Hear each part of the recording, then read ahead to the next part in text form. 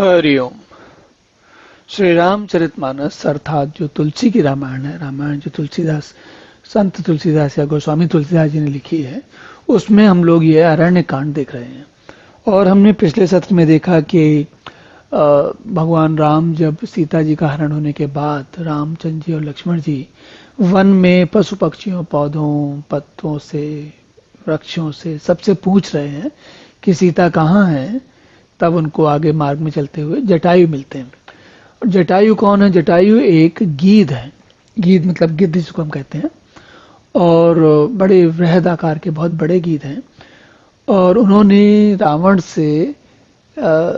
को रोकने की चेष्टा की है जब सीता जी को ले आ रहे हैं, लेकिन रोक नहीं पाए। रावण ने उनके पंखों को काट दिया, तो वो मरणासन है, मरने को है।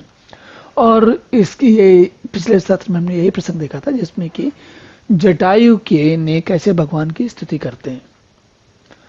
तो अब जब वो और आगे चलते हैं तो देखिए क्या होता है कथा में।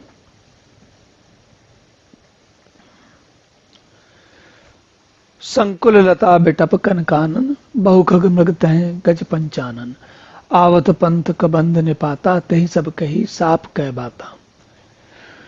जो वन सघन वन है, वन बहुत सघन है। सघन का मतलब होता है जिसमें घन, जिसमें बहुत सारी चीजें हो कोई। तो इस वन में बहुत वृक्ष हैं, बहुत सारी लताएं हैं, और उनमें बहुत सारे पक्षी, मृग, हाथी और सिंह इत्यादि जो पशु हैं वो रहते हैं। तो आगे कहते हैं कि आवत पंथ कबंध निपाता, ते सब कही साप कह बाता। अब मार्ग में ये एक अचानक बगैर किसी भूमिका के कि बात आती है, जिसमें क्या आता है कि श्री राम तुलसी लिखते हैं कि श्री रामचंद्र जी ने रास्ते में आते हुए कबंध राक्षस को मार डाला। और उसने जब मार दिया तब उसने मरने से पहले उसने अपने सांप की सारी बात कही कि कैसे उसको श्राप मिला था। अब भगवान को तो पता है कि इसको क्या श्राप मिला है, क्या नहीं मिला है, क्या चल रहा है, लेकिन हम अपनी बातें भगवान से करते हैं ना। हम सभी अपनी अपनी बातें भगवान से करते हैं। जो हमारे मन में आता है वो हम किसी और से कहें या न कहें, भगवान से जरूर कहते हैं। तो इसी प्रकार जो कबंध है वो कह रहा है। तो थोड़ा समझते हैं कि कबंध क्यों आ गया, ये कैसे आ गया और अचानक क्यों आ गया।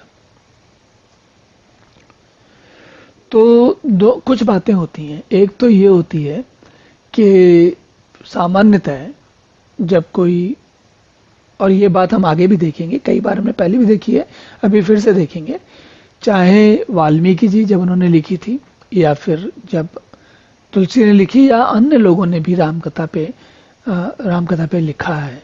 मतलब पिछले कुछ लगभग 100 वर्षों में, कम से कम 80 वर्षों में, तो विशेषकर कन्हैयालाल मानकलाल मुंशी के समय से, जो कि उत्तर प्रदेश के पहले वो थे, राज्यपाल थे, तो उनके समय में महाभारत पर की पुस्तकें आई थी। उन्होंने महाभारत पर पुस्तकें लिखी थी। और उनके समय से और उनके थोड़ा पहले से भी ले लीजिए तो एक समय चला आ रहा है, जैसे जयशंकर प्रसाद ने भी लिखा था। तो कई लोगों ने लिखा है, और अलग अलग लोगों ने राम कथा पर भी लिखा है। केवल तुलसी ही नहीं है, और भी बहुत सारे लोगों ने लिखा है। लेकिन तुलसी की जो रामचरितमानस रामायण है वो अलग प्रकार से प्रसिद्ध है। लेकिन क्यों प्रसिद्ध है? तो साहित्यिक दृष्टि से देखिए, हमने कहा ना कि लगातार हम 3 बातों का ध्यान रखेंगे। एक, साहित्यिक दृष्टि से, साहित्यिक दृष्टि के जो साहित्य प्रेमी हो या जो छात्र इत्यादि होते हैं उनके लिए। दूसरे, भक्तों के लिए जो प्रेम पूर्वक इसका पठन पाठन करने का आनंद लेते हैं, बार बार पढ़ते हैं, समझते हैं, बार बार उसकी पुनरावृत्ति करते हैं, ताकि उसमें उनको सुख मिलता है। और तीसरे हैं जो बौद्धिक रूप नहीं, वेदांती, जो अध्यात्म या आत्म तत्व ज्ञान को जानने के इच्छुक होते हैं। तो ये बात हमने कई बार पहले इसके बारे में चर्चा की, अभी फिर से कर लेते हैं। तो जब कोई कथा लिखी जाती है तो उसमें अलग अलग प्रकार के रोचक प्रसंग डाले जाते हैं, और कई बार कथाकार जीवन में आने वाली चीजों को अपनी कथाओं में लाता है। तो इसी प्रकार यहाँ पर तुलसी ने कबंध लाए। और कबंध क्या है? कबंध जो है ऐसा कथा के हिसाब से देखिए, आगे चलते हैं क्या कहते हैं तो आपको और आनंद आएगा इसका, कि क्योंकि तुलसी के मुझे सुने, हम क्यों उसको बीच में अपनी बात अलग से कहने लगे। कहते हैं, दुर्वासा मोहिदीन ही शापा, प्रभु पति पे की मिठा सो पापा, सुन गंधर्व काहू मैं तो ही, मोहि न सोहाय ब्रह्म कुलद्रोही। तो कहते हैं, उन्होंने बताया, जो कबंध हैं जिन मरने से पहले बताया, उन्होंने कहा कि दुर्वासा जी ने मुझे श्राप दिया था और अब प्रभु के चरणों को देखने से वह श्राप मिट गया, साप मिट गया। तो रामचंद्र जी कहते हैं, हे गंधर्व सुनो, मैं तुम्हें कहता हूं, ब्राह्मण कुल से द्रोह करने वाला मुझे नहीं सुहाता। तो अब इस कहानी के इतनी बात को देख कर, देखिए पहले उसको पूरी बात सुन लेते हैं, फिर उसके बाद आगे बात करेंगे। मन कर्म वचन कपटता जी, जो कर भूषरु सेव, मोह समेत विरंच से बस ताके सब देव। मन वचन और कर्म से कपट छोड़कर जो भूदेव ब्राह्मणों की सेवा करता है, वह मुझ समेत ब्रह्मा शिव आदि सब देवता उसके वश में हो जाते हैं। देखिए तुलसी ने यहाँ पर दूसरी बात आरंभ कर दी, लेकिन इसलिए पहले अब वापस पहले उसकी अपनी बात पर जाते हैं कि वो क्या कह रहे थे। कथा क्या है, कबंध की कथा क्या आ गई, क्यों आ गई। तो कबंध जो है, कथा के अनुसार ये समझ में आता है कि कबंध कोई गंधर्व है जिसने, ब्राह्मण कौन है, दुर्वासा ऋषि, उनके साथ कोई दुर्व्यवहार किया, कोई गलत काम किया। तो और गंधर्वों के बारे में कहा जाता है, देखिए गंधर्व जो हमारी बातों में, पौराणिक कथाओं में गंधर्व आते हैं, गंधर्व होते हैं वो लोग, अगर हम अपने शरीर के, मनुष्य शरीर के हिस्से को दो भागों में बांट लें, एक तो क्या, सिर, और एक धड़ या बाकी जो हिस्सा है, जो बाकी भाग है। तो होता क्या है कि सिर का क्या अर्थ है, सिर का अर्थ है बौद्धिक मन बुद्धि की शक्ति, या जो उसकी सामर्थ्य होती है, उसको वो सब सिर में है। लेकिन जो मन को, शरीर को, देखिए मन या बुद्धि हवा में तो चलेगी नहीं, उसके लिए सिर चाहिए, और सिर को संभालने के लिए धड़ चाहिए। लेकिन धड़ की अपनी आवश्यकताएं कभी कभी इतनी प्रबल हो जाती हैं कि वो अपना काम स्वयं कर देता है। तो गंधर्व को कहा जा रहा है, गंधर्वों की बात ये होती है कि गंधर्व जो होते हैं वो बुद्धि या मन से थोड़ा बहुत फिर भी सोचते हैं, लेकिन बुद्धि से नहीं सोचते, और शरीर में उनकी आसक्ति बहुत अधिक होती है। ऐसे लोगों को गंधर्व कहेंगे। तो गंधर्व, अब कहानी से ये समझ में आता है कि कोई शारीरिक, अब क्या काम किया होगा, हम सभी जानते हैं किस प्रकार के काम किए जाते हैं शरीर से, त्वचा से क्या काम किए जाते हैं, या इंद्रियों से क्या काम किए जाते हैं, या स्त्री पुरुष के संबंधों में क्या होता है।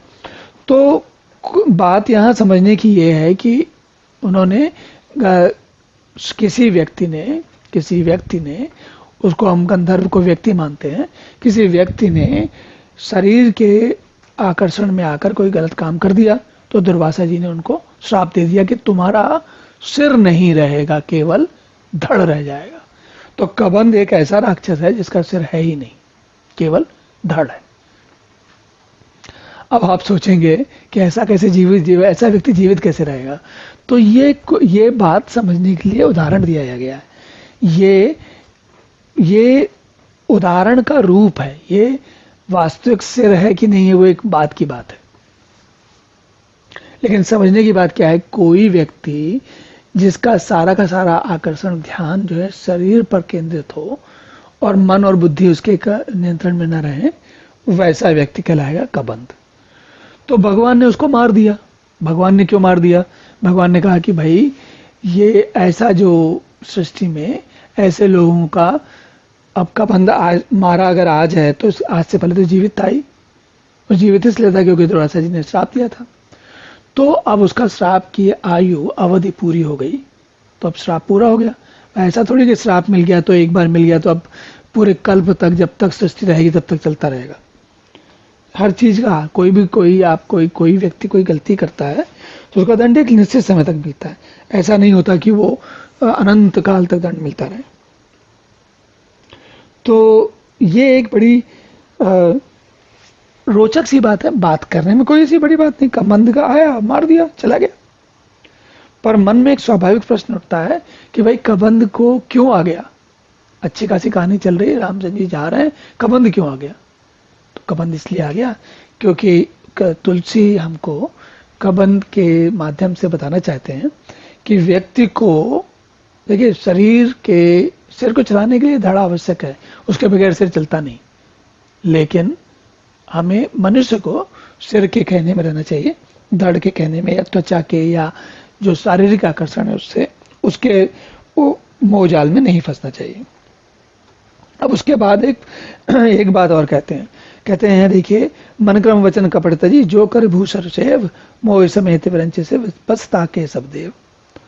तो कहने लगे, तुलसी कहते हैं कि भगवान कह रहे हैं, भगवान क्या कह रहे हैं कि जो मन क्रम वचन से ब्राह्मणों की सेवा करता है, मुझे वही पसंद है। जो उनकी सेवा नहीं करता, अब देखिए आगे क्या कहते हैं, और आगे सुनिए तो समझ में आएगा पूरी बात। और यहाँ ये भी बात थोड़ी समझने की बात है। ऐसा होता है कि हम जब पूरी बात जानते नहीं तो कुछ का कुछ समझते हैं। कहते हैं, सापतता अर्थ परस कहता विप्र पूज्य अस गावहि संता, पूजे विप्रशील गुणहीना, शूद्र न गुण गण ज्ञान प्रवीणा। कहते हैं, चाहे श्राप दे, गाली दे, चाहे मारे, चाहे ताड़ना करे, कुछ भी करे, ब्राह्मण कोई गलत काम भी कर रहा हो, तब भी वो पूजनीय है। और शूद्र जो है वो बहुत गुण गणों और बुद्धि से ज्ञान में भी निपुण हो, तब भी शूद्र पूजनीय नहीं है। ये क्या बात हुई? ऐसा क्यों कह रहे हैं?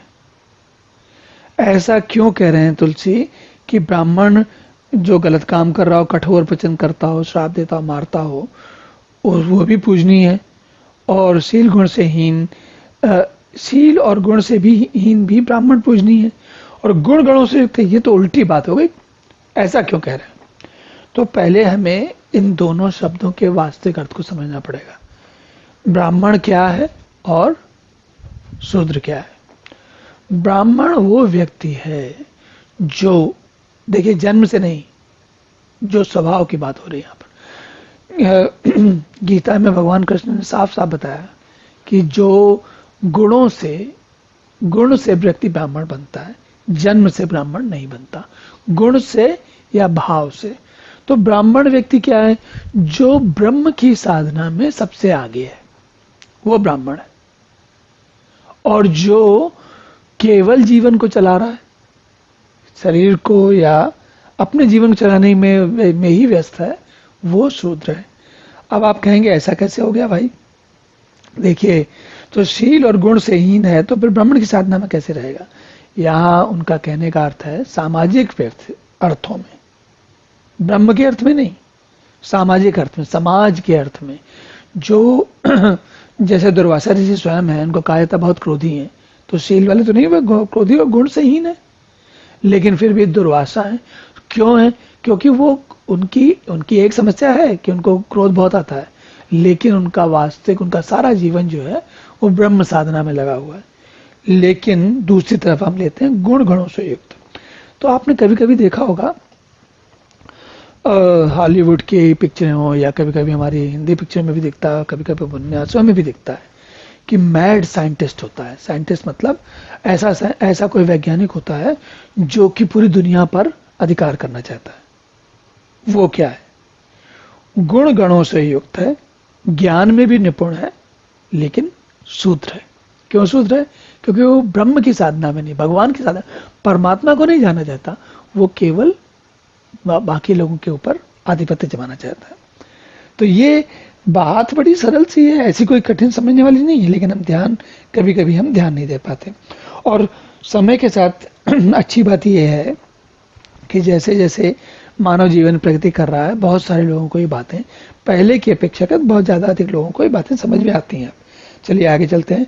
कहीं निज धर्म ताई समझावा, निज प्रति प्रीति देख मन भावा, रघुपति चरण कमल सिरनाई, गयो गगन आपन गति पाई। तो इस प्रकार भगवान ने उसको समझाया बहुत प्रकार से, और उसको अपना धाम दे दिया। चरण नहीं, उसको धाम नहीं दिया, उसको अपनी गति पाकर गंधर्व का स्वरूप जिस स्वरूप में था उसी में चला गया। देखिए, कबंध को भगवान ने अपना धाम नहीं दिया, क्योंकि अभी उसका काम बाकी है। उसको क्या काम बाकी है? उसका अगले कई कल्प, अपने इस कल्प में जो भी उसका काम चल रहा है उसमें उसको अभी शारीरिक आकर्षणों में लिप्त रहना है। थोड़े दिन के लिए उसने गलती की, उसको अपराध का दंड मिल गया, लेकिन अभी उसका जीवन इसी प्रकार का चलेगा, अभी उसे मुक्ति नहीं है। और ताई दे गति राम उधारा, और सबरी के आश्रम पग उधारा। सबरी दे के राम ग्रह आए, मुनि के वचन समझिए भाई। अब उसके बाद ये प्रसंग तो और भी अधिक रोचक और बड़ा ही समझने वाला, बड़ा आनंद लेने वाला है। क्या होता है? पहले कबंध से निपटे जो अचानक आ गए, अब उसके बाद अब सबरी जी के आश्रम में आ गए। और सबरी जी ने जब रामचंद्र जी को घर में देखा है हुए, तब मुनि मतंग के वचनों को याद करके, मुनि के वचन समझिए भाई, तो दूसरी पौराणिक कथा में है जहां उनके मुनि मतंग ने सबरी जी से कुछ कहा होगा, उसके बारे में यहाँ पर तुलसी संदर्भ ले रहे हैं। कहते हैं सबरी ने जब भगवान राम को देखा तो वो उनकी क्या स्थिति हुई, जरा थोड़ा उसका आनंद लेते हैं। सरसिज लोचन बाहु विशाला, जटा मुकुट सिर उर्बन माला, श्याम गौर सुंदर दो भाई, सबरी परी चरण लपटाई। सबरी ने जब कमल नेत्र विशाल भुजा वाले, सिर पर जटाओं और मुक्का मुकुट, हृदय पर वन माला धारण किए, सुंदर सांवले और गोरे दोनों भाइयों को देखा तो उनके चरणों में गिर पड़ी। और प्रेम मगन मुख बचन न आवा, पुनि पुनि पत सरोज सिर नावा, सादर जल चरण पखारे, पुनि सुंदर आसन बैठारे। तो वे प्रेम के मग्न में हो गई और उन्होंने बड़े प्रेम से भगवान के चरण धोए और सिर नवा रही हैं और जल लेकर आदरपूर्वक दोनों भाइयों के चरण धो रहे हैं। फिर उन्हें सुंदर आसनों पर बैठाया है। कंद मूल फल सुरस अति दिए, राम कहूँ आन, प्रेम सहित प्रभु खाए, बारंबार बखाने। तो हमने इस बात को बहुत बार सुना है। ये जो दोहा है सब बहुत सारे लोग जानते हैं। बहुत सारी बातों में कहा जाता है कि भाई भगवान ने सबरी के फल खाए और सबरी ने जूठे फल खिलाए, और ये इसी कथा में लोग बाग अटक जाते हैं कि सबरी ने जूठे फल भगवान को खिलाए। पर यहाँ इस कथा में एक कुछ अंदर की बात भी है, कुछ मजेदार बात भी है, कुछ विशेष बात भी है। क्या विशेष बात है? तो चलिए उसको भी थोड़ा समझते हैं। पान जोर आगे बैठाड़ी, प्रभु बिलो की प्रीति अति बाड़ी, कह विधि स्थित करो तुम्हारी, अदम जाति में जड़मति भारी। अब देखिए मजेदार बात क्या कहती हैं। कहती हैं वो हाथ जोड़ के खड़ी हो गई और प्रभु को देखकर उनका प्रेम बढ़ गया। मैं कहने लगी, मैं किस प्रकार आपकी स्तुति करूं, मैं नीच जाति की और अत्यंत मूढ़ बुद्धि हूं। अधम ते अधम अधम अति नारी, तिन्मय मैं मति मंद अगारी, कह रघुपति सुन भामी निभाता, मान हूं एक भगति करिनाता। अब देखिए ये जो है बातें इतनी गडमड होती हैं कि उनका अगर ठीक से आनंद न लिया जाए तो आदमी कहीं का कहीं कुछ ना कुछ उसका संदेश लेके चला जाए, उसके मन में कुछ अलग बात बैठ जाती है। क्या कह रही हैं? कहती है अधम थे अधम अधम अति नारी। अधमो, जो अधम मतलब नीच, जो अच्छा व्यक्ति नहीं, जो समझदार नहीं है, जिसका जीवन उत्कृष्ट नहीं है, उसको अधम कहते हैं। सीधी सी बात है। कह रहे हैं अधम लोगों में भी अधम जो होते हैं, जितने लोग होते हैं उनमें से भी नारी सबसे अधम है। स्त्रियां उनमें भी अधम है, और उनमें भी स्त्रियों, पहली बात तो अधम लोग, और अधम लोगों में स्त्रियां सबसे अधम, और अधम स्त्रियों में मैं मंद बुद्धि। जिन स्त्रियों में भी ऐसी स्त्री जिसकी बुद्धि मंद हो। तो ये बात सबरी स्वयं अपने बारे में कह रही हैं। लेकिन अब आप सोच के देखिए, क्या मंदबुद्धि लोग बेकार होते हैं, या फिर स्त्रियां बेकार होती हैं? स्त्रियां अधम होती हैं? सारी स्त्रियां अधम होती हैं? सारे लोग मंदबुद्धि होते हैं? और या सारे मंदबुद्धि बेकार होते हैं? या सारे अधम ही किसी काम के नहीं होते? तो ये बात जो कही जाती है जब कि अधम है, और अधम में स्त्रियां अधम है, और स्त्रियों में भी मंदबुद्धि वाली स्त्रियां अधम है, तो ये बातें तुलना के स्तर पे कही जाती हैं। पहली बात, सारी स्त्रियां अधम नहीं होती, सारे लोग अधम नहीं होते, फिर सारी स्त्रियां अधम नहीं होती, सारी स्त्रियां मंदबुद्धि नहीं होती, ऐसा कुछ नहीं होता। कुछ लोग हो सकते हैं। यहां पर बात समझने की ये है, यहाँ बात ये नहीं हो रही है कि ये एक बात कह दी गई कि सारी स्त्रियां अधम है और लोग अधम है और मंदबुद्धि हैं। ये अगर कोई सोचे इस बात को तो उसकी बुद्धि को उसको अपना सोचना चाहिए, विचार करना चाहिए कि ऐसा क्यों कहा जा रहा है। देखिए होता क्या है कि सबरी कौन है? सबरी है भीलनी, वन में रहती हैं। वन में हमने पीछे जब वो चित्रकूट में थे या जब कैकेयी की बात हुई थी तब उन्होंने कहा था कि भीलनी जो है कैसे हिरण को फंसा रही है। जब वो कैकेयी जो है महाराज दशरथ को अटका रही है ना वर लेने के लिए, तो तब कैकेयी को भीलनी बताया गया। इसी प्रकार जब वो भगवान राम चित्रकूट के पर्वत पर घूम रहे हैं तो भील लोग मिलते हैं उनको। तो अब ये जरा भील शब्द को समझ लें क्या है। भील का अर्थ है मनुष्य में वो लोग जिनकी जीविका का साधन जंगल की जो वन की चीजें होती है ना, पशु पक्षी या फल या पशु पक्षी मार के खाते हैं और उसी पे जीवित रहते हैं, वो उनका समाज, वो सभ्य समाज नहीं होता। तो सबरी जो है वो भीलनी है। अब क्या बात हुई? लेकिन अगर भीलनी को देखिए, यहां पर बहुत ध्यान देने की बात है। हम में से अधिकांश लोग ये समझने लगते हैं कि पढ़ा लिखा, समझदार, सफल या पैसे वाला या बुद्धिमान केवल उन्हीं को भगवान मिल सकते हैं या वही सर्वश्रेष्ठ हैं। तो तुलसी यहां इस बात को कह रहे हैं कि ये सब तुलसी संदेश बात बता रहे हैं, हमको बता रहे हैं और एक प्रसंग के माध्यम से हमें समझा रहे हैं कि क्यों ये बातें गलत होती। सबरी जो है वो कितने स्तरों पे आ गई। देखिए, अधम मनुष्य, अधम पुरुष, फिर अधम नारी, फिर अधम, उनमें से भी अधम मंदबुद्धि और भीलनी। तो अगर भीलनी को मतंग मुनि ने समझाया और भगवान समझ में आ गए और अब भगवान जब दिखे उनको तो पहचान में आ गए। देखिए, ये बहुत ही अधिक महत्वपूर्ण बात है। भगवान राम अयोध्या से लेके यहाँ तक आ रहे हैं। अभी ऐसा नहीं है कि जितने लोगों से भगवान राम मिल रहे हैं सबको वो जानते हैं कि ये भगवान है। कुछ ही लोग जानते हैं, वाल्मीकि जी जानते हैं, भरद्वाज जी जानते हैं, याज्ञवल्क्य जी जानते हैं, वो तापस आया था वो जानता है, पर सब लोग नहीं जानते। यहाँ तक कि भरत भी भगवान राम के प्रेम में है, भाई से अधिक। अभी इस स्थिति में आगे चल के भरत जी अलग पहुंच जाएंगे, लेकिन इस स्थिति में ऐसे भरत जी नहीं है कि भगवान को, राम को भाई अधिक जानते हैं, भगवान कम जानते हैं। लेकिन इस सारी प्रचेष्टा में अगर भीलनी कोई ऐसी है जिसको कि भगवान राम समझ में आ गए और न केवल समझ में आ गए, उसने पहचान भी लिया, तो सोचिए उसके मन में स्वयं के लिए क्या भाव होगा। मैं तो उसको ऐसा लगेगा जैसे होता है ना कि बहुत ही कोई निर्धन व्यक्ति हो और उसको जो अकूत संपत्ति मिल जाए और सदा के लिए मिल जाए, तो उसके मन में कैसा भाव आएगा। ये भाव है सबरी का। इसलिए तुलसी ने इतना ध्यान दिया इस बात पर। और कहते हैं, आगे कहते हैं, जाति पाति कुल धर्म पढ़ाई, धन बल परिजन गुण चतुराई, भगत हीन नर सोई कैसा, बिन जल बारिद देखिए जैसा। भगवान देखिए साफ साफ समझा रहे हैं। लोग बाग इन सब बातों का सहारा लेके एक दूसरे को मूर्ख बनाते हैं। क्या कहते हैं? जाति पाति कुल धन बढ़ाई, धन बल कुटुंब गुण और चतुरता, इन सब के होने से भी भक्ति रहित मनुष्य बेकार है, जैसे जलहीन बादल। और भक्ति क्या है यहाँ पर? भगवान पर लगातार बार बार ध्यान जाना। भज धातु से भक्ति बना है।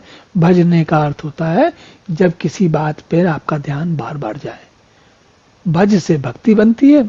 और जब बार बार किसी का ध्यान जाता है तो वो भक्त कहलाता है।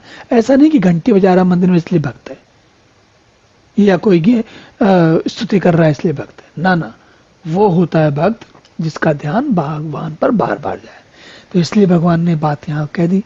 और फिर कहते हैं, नवदा भगति काहू तो ही पाही, सावधान सुंदरु मन माही, प्रथम भगति संतन कर संगा, दूसर रति मम कथा प्रसंगा। अब भगवान जो है स्वयं अपने आप को सबरी के सामने अपने अलग अलग रंगों को दिखा रहे हैं कौन से रंगों? नवधा भक्ति को बता रहे हैं। और मजे की बात क्या है, सबरी का स्तर कौन सा हो गया? वही अर्जुन वाला। जैसे अर्जुन को भगवान कृष्ण ने अपना विश्व रूप दिखाया, ऐसे ही भगवान राम जो है सबरी को बता रहे हैं। तो इसलिए सबरी की विशेषता है। ऐसा नहीं है कि सबरी केवल भील वो मीठे बेर खिला रहे हैं इसलिए उनकी बात विशेषता है। सबरी की विशेषता, और वो सबरी को जो मिल रहा है या जहां सबरी पहुंची हुई है, वहां बड़े बड़े तत्वज्ञानी और बुद्धिमान लोग नहीं पहुंच पाते, जो चेष्टा करते रहते हैं लेकिन पहुंच नहीं पाते। गुरुपद पंकज सेवा तीसरे भगति अमान, चौथी भगति मम गुण कन करहीं कपट तज ज्ञान। तो भगवान अपने भक्ति की नवधा भक्ति, 9 प्रकार की भक्ति है, उसके बारे में सभी को यहाँ अलग अलग प्रकार से बताते हैं। तो इसका आनंद, यहाँ भक्ति जो उन्होंने बताई है वो तुलसी ने कई जगह बताई है और अगले सत्र में पुनः देखेंगे। लेकिन विशेष बात ध्यान देने की है कि इस सत्र में हमने कबंध और सबरी 2 लोग ऐसे देखे जो जिनका जो अधम है या जिनको हम आज के समय में निकृष्ट लोग बोलते हैं, जो किसी काम के नहीं बोलते, लेकिन ऐसा होता नहीं है। काम के जो होते हैं वो अलग ही होते हैं। चलिए यहीं रुकते हैं, अगले सत्र में पुनः मिलेंगे। हरि ओम।